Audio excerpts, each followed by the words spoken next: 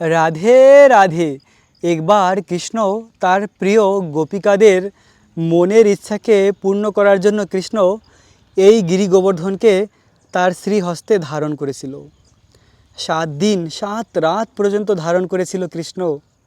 আসলে গোপিকাদের মনের ইচ্ছা ছিল কৃষ্ণকে অপলক নয়নে দর্শন করা। আর কৃষ্ণ এই গোবর্ধন লীলার মাধ্যমে একই স্থানে 7 দিন পর্যন্ত দাঁড়িয়েছিল। এক হাতে কৃষ্ণ গিরি গোবর্ধনকে ধারণ করেছিল, আর এক হাতে কৃষ্ণ বাঁশি বাজিয়েছিল। আর তখন কৃষ্ণের সামনে ছিল গোপিকারা এবং রাধারানী। আর রাধারানী তখন কৃষ্ণকে অপলক নয়নে দর্শন করে পরম আনন্দ লাভ করেছে।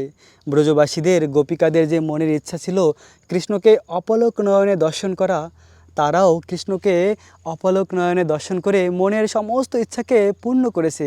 কৃষ্ণ ভক্তের সমস্ত ইচ্ছাকে পূর্ণ করে।